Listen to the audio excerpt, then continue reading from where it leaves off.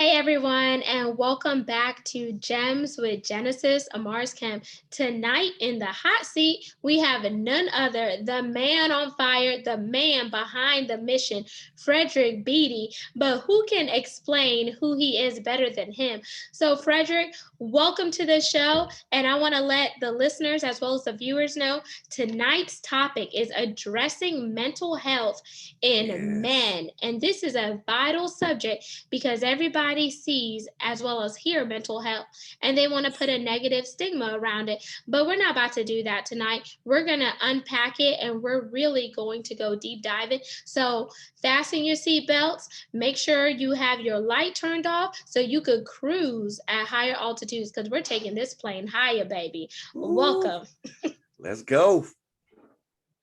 So tell the listeners as well as the viewers who you are, Frederick. Oh man.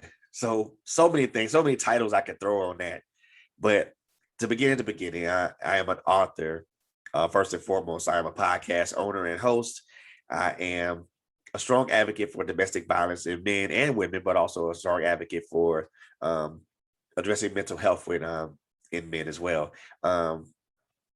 So many things that I have my hands in, so many things that I want to put my hands in, but for right now, I think I'm just gonna keep my hands where they are for right now because it's what I have is a lot on my plate, and I want to make sure that at least part of that's cleaned up before I add some more stuff to it.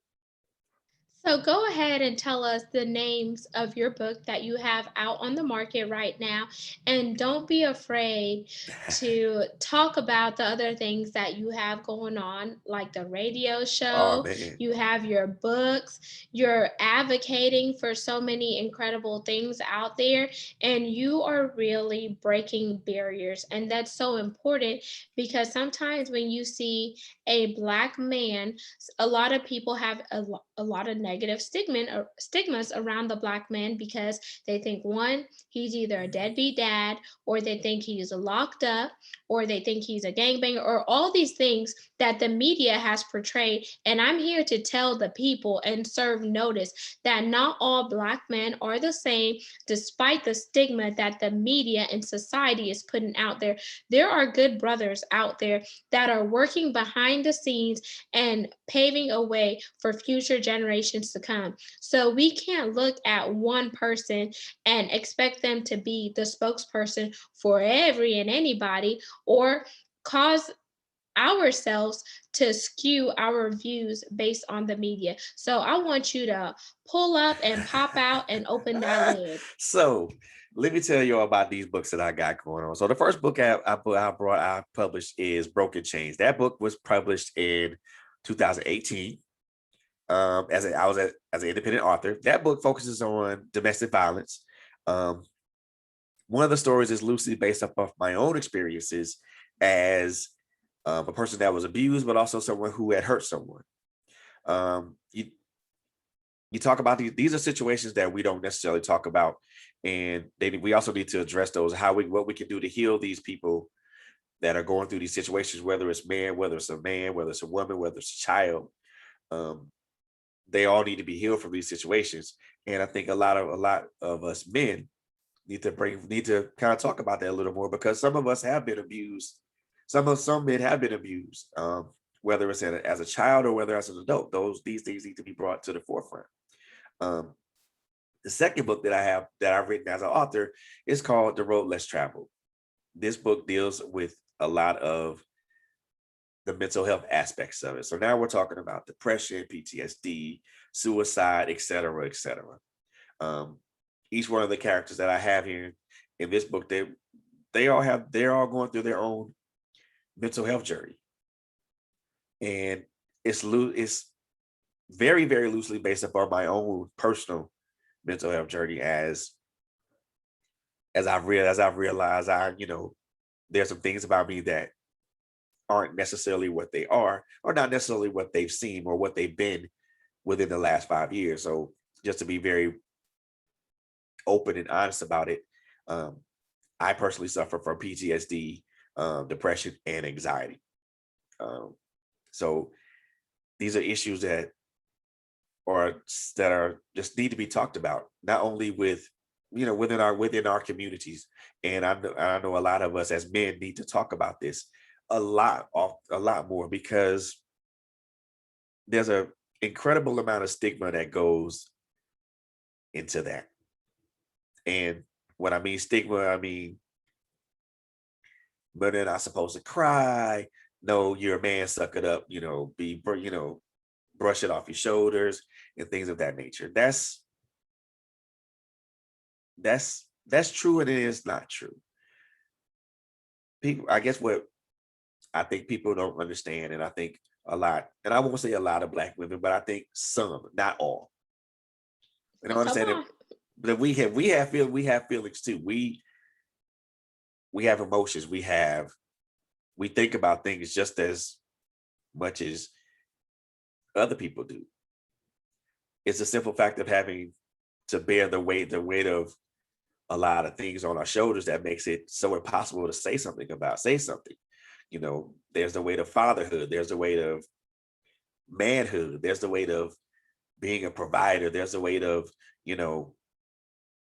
trying to forge and maintain healthy relationships, not only with other men, but also with the opposite sex as well. There's also, career pathing and so many other things that go into that. But those to me are just the basic things that I believe, that all of us as men hold on our shoulders, and we're not, and that's something that's not easily talked about. And when we try to talk about it with, someone, an outside source or a significant other, it's always looked at, well, you're a man, this is what you're supposed to do. But how about, let's talk about the parts of it that we don't understand. Some of us know how to be fathers by watching our father. But Yeah, some of that's us don't, true. know how to actually be a father. And Come that's a on. learning process for a lot of us.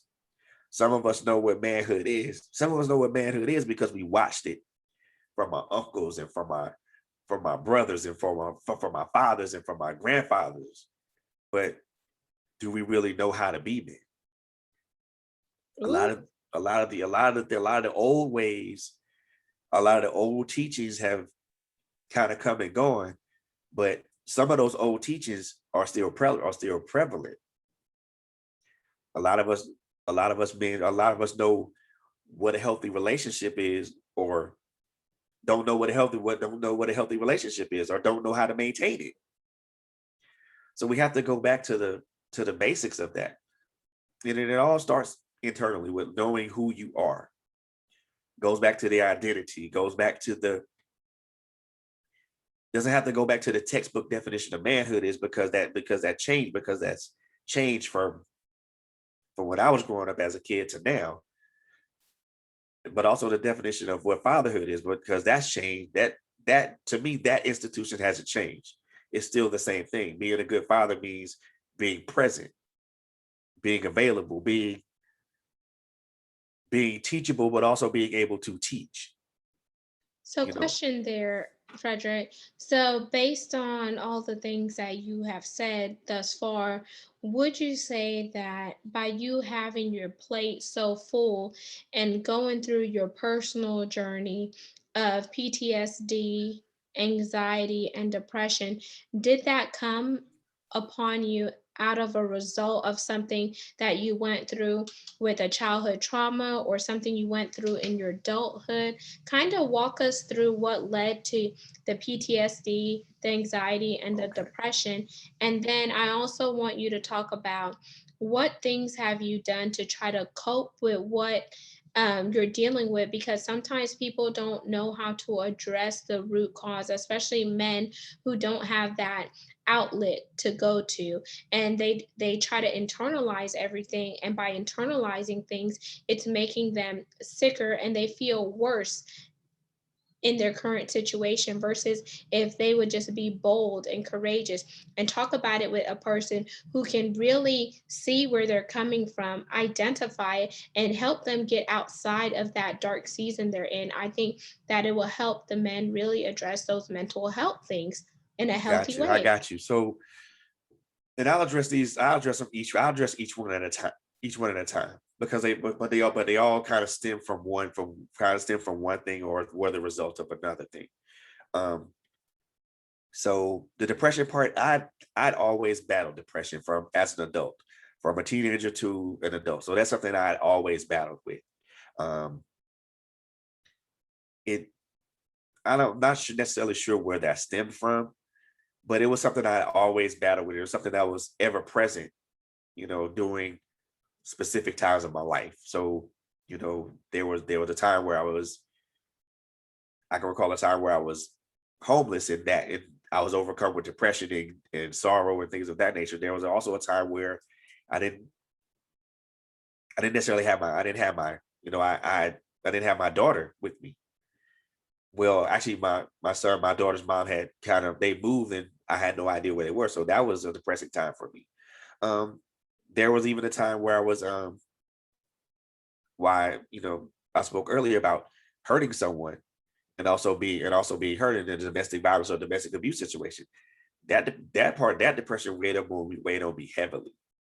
Um, with the anxiety, that's much more recent. With the anxiety and the PTSD, that's more recent.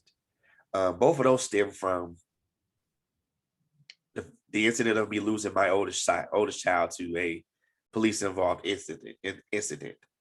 So, and then even with that, with the PTSD came from just seeing the images of people after him losing their lives to police violence. Um, Alton Sterling. I mean, Michael Brown, Walter Scott, Sandra Bland. You know, although seeing all those things happen, and then also seeing the effect that it had on me, made me really wary of really wary of just wanting to be around police officers, but also made me very wary of just a lot of situations. The anxiety part of it came from just the simple fact of just being in the presence of, you know, law enforcement, or just hearing about someone else losing their life unnecessarily to something that could have been easily prevented.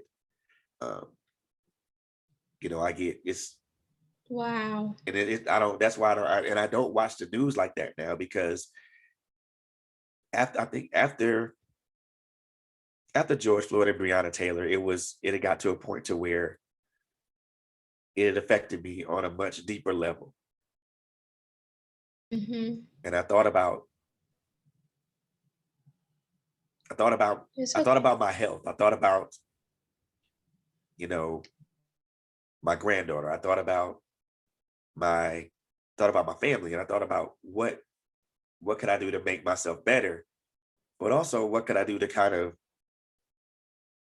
excuse me, push the needle forward in talking about this, not from a social justice standpoint, but from a mental health standpoint. So when I came back to Georgia in August of last year,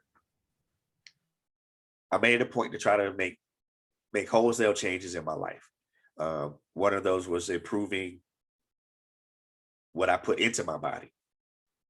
Okay, the nutrition part, or do you mean mentally, physically, and emotionally? All three of the All th- things? all three. Okay. You know, being mindful of the food that I eat. Making sure that I had a drink more water, um, exercise. Exercise. I'm 49 years old, so also, these old them bones don't act like they want to. So I have to kind of do some things that make me that's less impact. So for me, mostly just walking and being in nature. Also, just had to be very mindful of what I took in mentally. Okay, I see that. That's very important. All of those things that you're mentioning is self-care. And if you don't take care of yourself, who else is? And those are like your ways that you're coping with the things that you're dealing with, the external Oh factors. yeah. Oh Come yeah. on, let's Oh unpack yeah. it. Oh We yeah. we cruising higher. Come So on. so mentally, I just had to just kind of just put things in their proper perspective. Understand that certain things happen for the reasons that they do.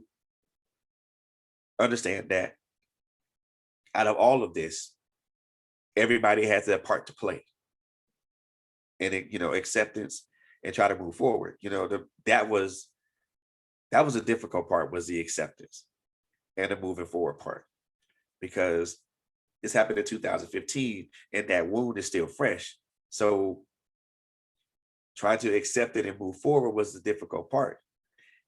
And I had to find ways to kind of do that without bringing extra harm or more grievous harm to myself. So I was already an avid reader, but I started reading more. Okay, I see it, because you're reading to take what you're dealing with outside of the situation, and you're trying to rechannel your energy into Right. reading. And reading is putting your mind at ease, and it's also giving you more wisdom, more knowledge, more insight, and unlocking a newer Oh yeah. dimension, so you don't keep bringing up those wounds. And as you were talking, I could hear the pain in your voice. And as you talk about the stories, I hear the triggers. Every time you see something on the news or you hear it on the media, that's a trigger, because you lost your baby boy, which was a part of you. He was your seed. And having him taken away from you at a young age, and you being a Black man in America and being surrounded by police who may not necessarily understand the Black community, and some police are trigger happy, not all police, then it does something to you. And that led to the anxiety and the PTSD. But what you're doing is saying, you know what? Even though this is what I have, this is not going to consume me. And this is what I'm going to do to back out of that and overcome, because I still have more fight in me. And I have to pave the way for future generations to come and lay a foundation. And you want a legacy Oh for yeah, your son. most definitely. And then, because I have a granddaughter. She's my only physical granddaughter from any of my children. My daughter's married, but they're waiting on kids. And my other two boys, I mean, I don't know. I know my youngest son isn't involved in any relationships that I know of, and I'm not sure what my middle son is doing as far as relationship wise. But for right now, this is my granddaughter, so I want to make sure that she's protected. She has all the knowledge that she can attain, not only to navigate this world, but also to navigate her own feelings when it comes to her father. Because I know that there's going to be a time where she's going to ask me or ask her mother about who her father is. And one of us is going to have to going to have to tell her who he was, or better yet, who he is. And I I know for like me, that. that's going to be the most painful experience ever, but I'm ready, I'm ready for that. I already know that it's going to be a painful experience, but it's going to be better for her to know all of these things, to know who her father is, and to understand, who he was as a person before his untimely demise. And that's going to allow her to, those building blocks for her to elevate even higher. And have you thought about writing a book in memory of your son, but to his daughter, to say not only who he was, but who he is? Because sometimes outside forces could get to the children before the family members can, and you don't want somebody else to paint your son in a way that does not depict who his true character You know what? was. That's something that I'm actually in the thought process of doing now. I'm actually writing a rough outline for something like that. Just trying to get everything correct in my mind, so that way it flows properly. So I'm working on a rough outline for that. Beautiful. And now let's peel the onion layer a little bit back. No, you know what? Let's peel it all the way back, Frederick. Let's do that. Because you mentioned the titles of your books, Broken Chains. And then you also mentioned the other title of your book, The Road Less Traveled. Were those tied to any biblical journeys or spiritual battles that you were on when you were telling your story? Or did you write them as a way to reflect and heal on the circumstances that you were going through in your life? So let's see. Broken Chains wasn't the initial title. It was a broken circle at first, but Why the name change? Let's dive deeper. Come on. Why the name Don't give us change? surface. Why the Yeah. name change? Because the stories represented so much more than just a circle. It represented change that represents the chains that a lot of us wear, or that we drag along, or and the ball that's attached to it. So Ooh, okay. Come on. Like the ball and chain that some people represent in the groom cake, that where some people make that little joke, or are yeah, you talking about I'm the talking about the chain, the emotional, the physical, and the psychological chains that we wear, the chains that we don't see. Those are those that we okay, drag come on. around. When we go through these tremendous emotional, physical, and psychological experiences that shake us to the core. And all those are chains that are either draped over us, or that we carry around our waist, or that we carry around like with that heavy ball behind us. That's the reason for the name change, because it because it the chain on the cover of the book symbolizes, well, the broken link of the chain symbolizes a person understanding what they've been through, and actually freeing themselves from that. That's the reason why I changed the name, but also changed the picture. I like that. Do you have a copy of your book near you that you could hold up and show us the cover? Because I want the viewers to see the artwork there. So, Broken Chains, book one of the Heal series. I see the link and I see it broken. And when I see this image, it's so powerful because we think about when the link is broken, it no longer serves its purpose because freedom is there, liberty is there, Yep. wholeness is coming, And you're it becoming one, and the and chain. you're no longer bound to Yep. things that are causing you to be weighed down. So I like how you have that graphic there and it's so powerful. And I like the name change because whenever I think of a, you said at first it was going to be a broken circle. Yep. Well, it was originally published as that. Oh, okay. So you revamped it. Okay. So you Yep. cruised to a different altitude and you said, you know what? It was originally this, but it's time to revamp it so I can unlock some doors. I can walk into endless possibilities and I can free those who are currently bound up in Hmm. chains. Oh yeah. And this is the image for the second one. So as you can see, it's a dark road and during the sunset. So the title for this book it was an easy decision for this title. The simple fact of it is that we all as human beings travel different roads. Some roads are massive super highways, other roads are just a one lane dirt road. Other roads are more, they vary in shape, size, and distance. But we all travel these roads. But for me, a lot of us travel on roads that are not familiar. Okay, So come on. I see you. Come on. Come so on. what I mean by the roads less traveled, uh, when we travel a path, the usual is you're given two pathways: the left path or the right path. The left path takes you here, the right path takes you there. Sometimes the path to being free and finding out who you are and where you are, or better yet, where you fit into the world, is often the road less traveled. So if you some people just take the traditional left and right path.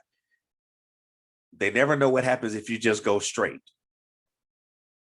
Okay, come on. So I see where you're going. Come on, let's unpack this. and for me, there's no consequence in the going straight. There's and when I say the road less traveled, is mean you don't know how this road is going to go or where it's going to take you. You don't know the twisted turns.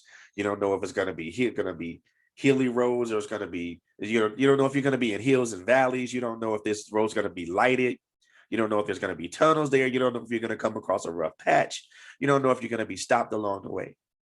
So sometimes navigating those feelings of grief and loss and depression and suicide and all those other feelings, sometimes you have to take the road less traveled, which means the unknown road, the unknown path.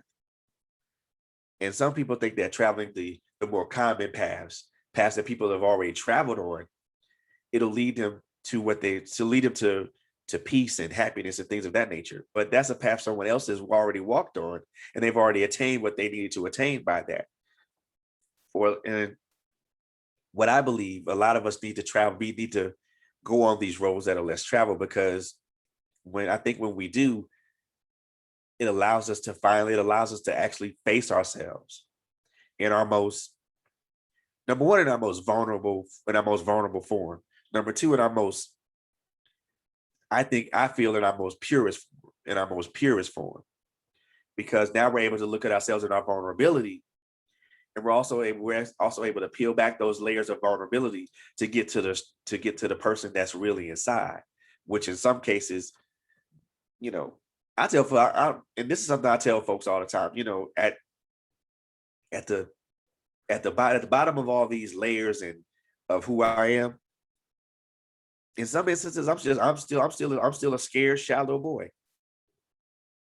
And I say that because when you peel back the layers of fatherhood, identity, manhood, and then all the things that we all go through, you actually get to the essence of who you are. And like I say, for me, I'm still that shy, scared little boy that was in 6th or 7th grade, that's still trying to figure out his place in the world and trying to figure out where he belongs in this humongous world of ours that's constantly changing and constantly evolving. And for us to travel that road that's less traveled, it gives us a better understanding of who we are as people, as individuals, and what we can do to help other individuals that decide to travel on that road that's less traveled, when they're presented with that same choice, when they're at that crossroads. My thing is, the one thing that I always say, and it is true, any path forward, before you can go on any path forward, you have to have a crossroads experience. You have to get to that crossroads to where you're given a choice: left, right, straight. Whichever choice you make is the choice that you make. But make sure when you travel that road, you gain and you learn all that you need to learn: knowledge, wisdom, understanding, healing, patience, perseverance, kindness, learning to be slow to wrath, learn to be slow to wrath, but also slow to speak. Those are things that I had to learn along that journey. Had to learn to be a much more calmer person.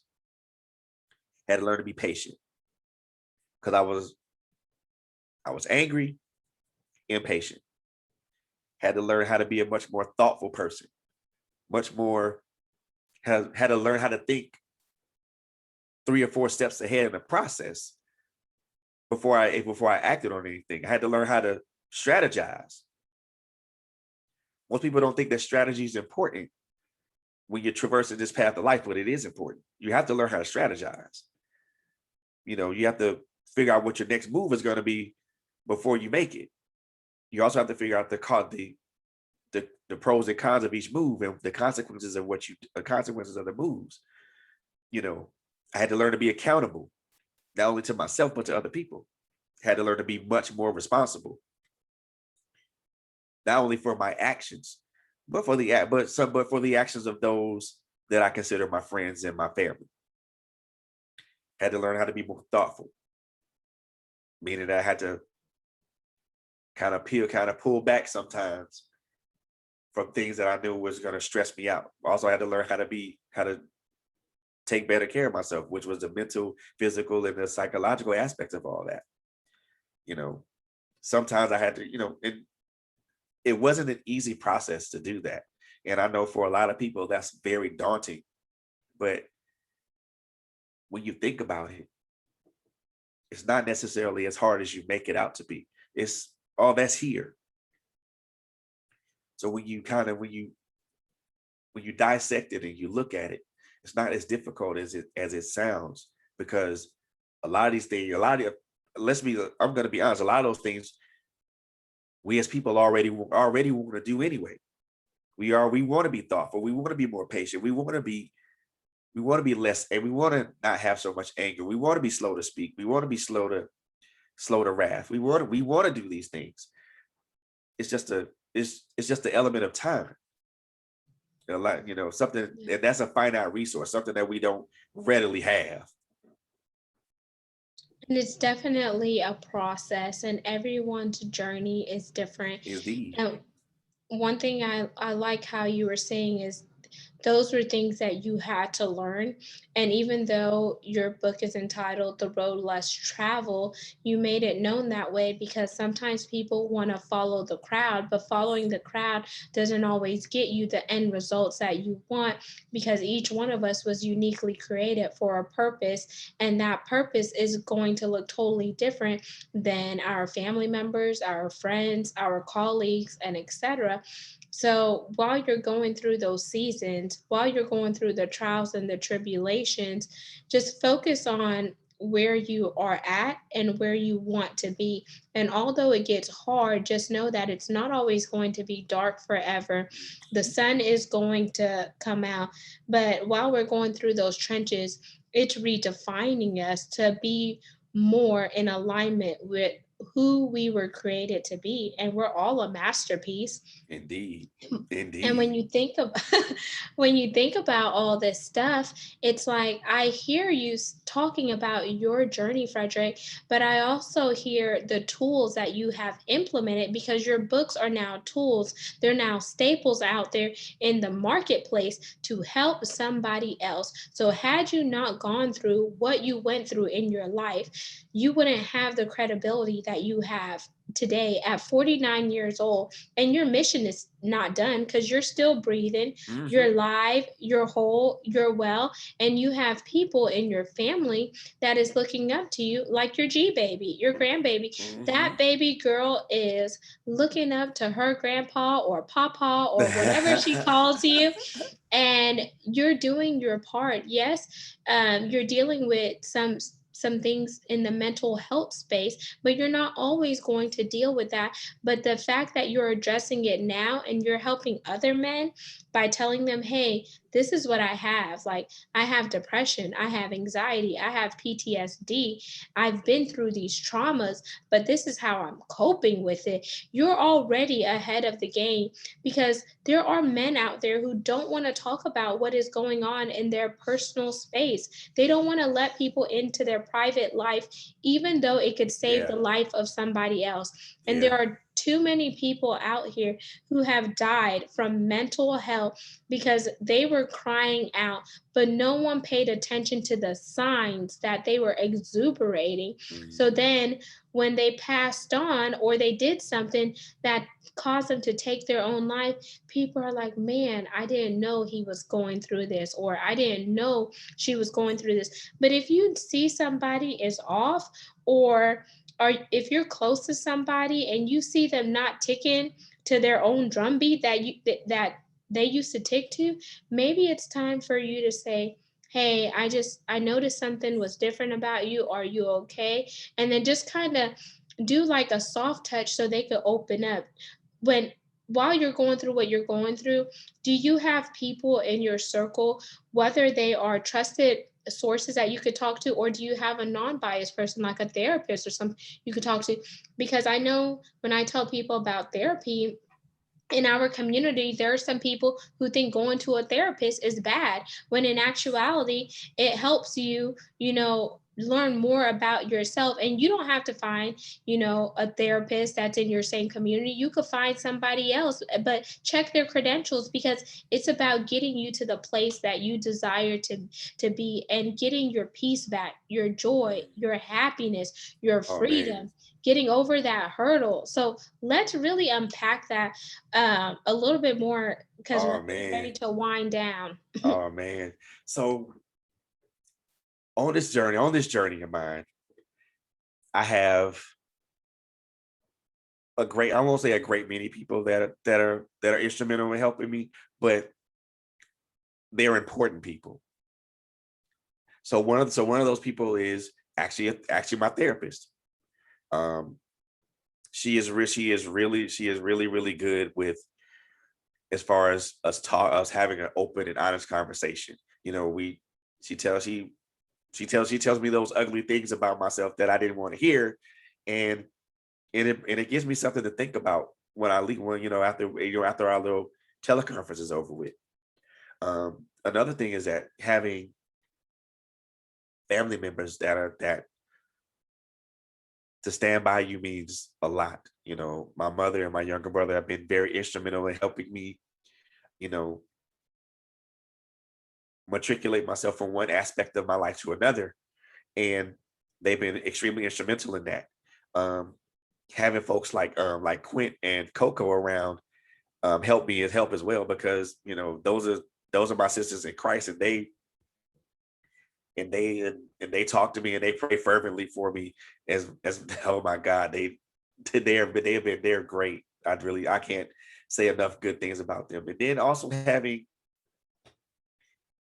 my significant other, that's she's been extremely instrumental in helping me kind of keep myself balanced, because there are things that I do that throw me so much off balance. But she helps me keep that balance, or as much balance as I possibly can attain at that point. So yeah, those people are very important to me, and everyone they all serve a specific purpose. Um, and I'm very grateful to them for that. But also, just the other thing that I forgot to mention, and I think that this is so important, and a lot of men will, well, a lot of us won't say this, but just reestablishing a relationship with God kind of really just made the difference. If I could, if I'm wording that right. Yeah, I think you're wording it right because he's your heavenly creator and you're trying to get your vertical relationship right so that way you could get alignment with your horizontal relationship. But if you don't get your relationship right with your maker, the one who knows you from the top of the head to the soles of your feet, ins and out, knew you before he even formed you in your mother's Man, womb, knew you before he even decided who to birth you in and through, then where would you be? So establishing your relationship with Christ on a spiritual level and on a personal level, like man, like it does wonders. But go ahead, bring man, us through. it has, and that for a long time I was extremely angry, at God for what happened. You know, my son's not here. This is it's that's not fair. It wasn't right. It wasn't fair. For a long time I begged and pleaded with God to look, please, if you could look, I lived my life already. Can we do some fair trade right here? Can you take me instead of him? Because he hasn't lived his life. He hasn't seen his daughter. I wanted him to. I actually really literally begged and pleaded with God to take me instead of him, and the answer was always, "I'm not done with you yet." Why you not done with me? He's the one that's not here. And I kept getting the same answer. I'm not done with you yet. So it gets that. So now I won't say it got to it. It didn't get to the point to where I stopped asking the same questions. It got to the point to where I didn't ask the question at all, because Mm, understanding that I'm not done. Well, I'm not done here on this plane yet, and finally understanding the purpose of why it happened, and the not necessarily the reasoning why it happened, because for me to try to delve into the reasoning as to why something happens is is obscure, and sometimes the reasonings don't necessarily equate to and don't necessarily equate to me. So I don't ask the reasonings for it. So I throw that particular part of it out of my equation. Because when I jump into the reasons as to why something happens, especially something like this, it throws me back into that emotional pit that I struggle so much to get up out of. So I don't throw myself into that anymore. But now understanding certain aspects of it, as to why God chose him, before me, it was a simple reason. God told me that he said that my oldest son served his purpose here on this planet. His purpose was fulfilled at that time. And and as much as I don't like the method of his going, I have learned to accept it. It's still a hard pill to swallow, because it's another human being taking another human being's life in a situation that could have been avoided. And that's where the acceptance part comes in for me. Understanding that it is what it is. And nothing on this plane is nothing on this physical plane that we live in is gonna change that. But also learning to be open and be forgiving of the individual that decided to do this. You hit a big one on the head, forgiveness. And that's so hard to do when we as human beings are angry and we have so much resentment pinned up. We have so much why. Yeah. We have so much animosity. We have so much built in and up inside of us that causes us to go on a downward spiral, because that was a piece of you. That Oh was your yeah. blood. That Oh was yeah. your love. And it takes you to a place, but I like how you said you had to go through the acceptance part of this journey. And you also had to have forgiveness, because sometimes we may never understand why God does what he does until, we pass the test. And it's so hard, but you know what? That's why he's God and we're not. Because, Yeah. man, hold up.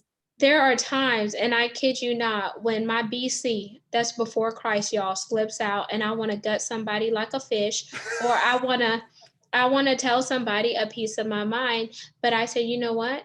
Sometimes I laugh because someone had a shirt on that says half holy but half hood.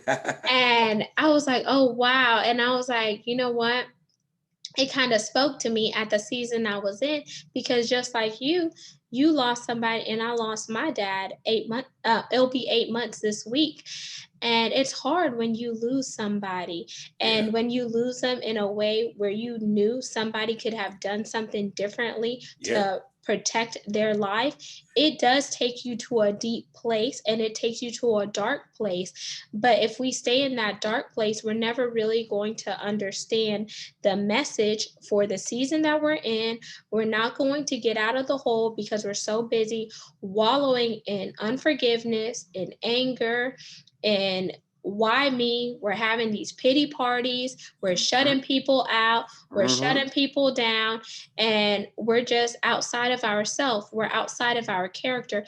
And we're not operating the way that he wants us to operate, because we're questioning him when he already knows why he did what we did. Because we're in the natural, we're not seeing the supernatural, because it hurts. The pain is like piercing us to the point where some days you don't even want to get out of bed. Let's just be real. You don't feel like eating. You don't feel like taking a shower. And that's a part of mental health. And sometimes people fail to recognize that. And they're like, well, and they'll say some cliche like, we live to die, or, there's a reason under the sun, or child, honey, child, God is doing his work. You don't want to hear that whenever you are going through your battles, your trials, and your tribulations. Like, let's just be real. Can we just be transparent? I don't even want to say, man, look, it was times that so many people said it to me. I'm like, yeah, if y'all don't get away from me with that, I ain't trying to hear it.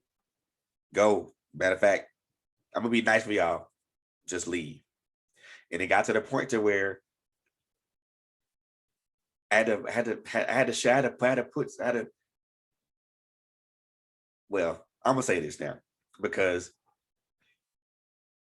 I had to put people in their place. Mm-hmm. Unfortunately, these were people that were,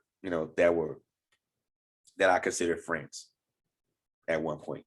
And I was like, look, if you're not trying to help, then you're hindering me. And at this point, I'm in a real delicate spot. I don't need you to hinder me. I need you to help me. And man, just keep praying and keep doing it. I ain't trying to hear that right now. Because it's not going to bring your baby boy back. That's not going to bring your son back, your seed, the man that could carry on your name, your legacy, your birthright. Yeah. Telling you that is not bringing your son back. Yes, they may be trying to help, but they're not helping in a way that's causing you to rise up and get out of that funk. And hear me loud and clear. That is the worst thing that some people could do in the season when somebody is going through, mental abuse, I would say, mental health crashes, mental health on the cusp, so many things. That is the worst thing that people could say and do, because like you said, instead of helping you, they're hindering you, because they're giving you these words that are making you feel good to them, but to you it's making you feel bad. But unless they put themselves in your shoes or trade places with you, they're never going to understand why you hurt the way you hurt, why you were pierced the way you were pierced, why you are going through that dark season. So you need some people who have been through that season, who could call you out on your mess, who could pull you up. You need those roof terrors, just like in the Bible, when they couldn't get through the house to get to Jesus, they tore the roof off of that sucker, and they lowered their friend in because they said, my friend is paralyzed and he needs to be healed. You need those A1s from day ones who will be your ride or die. And when I'm saying ride or die, I'm talking about not just mentally, but physically, who will get down in the trenches with you and pull you out of that mental health. And today we're talking about mental health awareness in men. So Frederick, I want you to leave us with some tips to help these men get over some of the mental health traumas and stigmas that they are facing. Look, and I'm not going to say these are not all inclusive, but they're not necessarily all simple things. But these are things that you can do to try to put yourself in a better position to win. Number one, it starts here. It starts internally. What's your triggers? What triggers you? Was it childhood trauma? Was it something that happened a long time ago as an adult? Find out your trigger. Find out the trigger or triggers. Number two, do not put your own mental health off as just another passing thing or another passing phrase. Because when you do that, you hurt yourself. Serious things can happen after that. You can fall deeper in depression. You can become suicidal. You can become manic or schizophrenic and things of that nature. And those are even much more serious mental health issues. Thirdly, once you know what your triggers are, once you understand that you're not going to put this off, find and seek help. Whether it's a member of clergy, whether it's a counselor, whether it's through a personal confidant, or look, a lot of these employers have what they call an employee assistance program, which will allow you to talk to a counselor, have a couple of visits, maybe up to 6 visits with a counselor free of charge. Speak to your employee about that.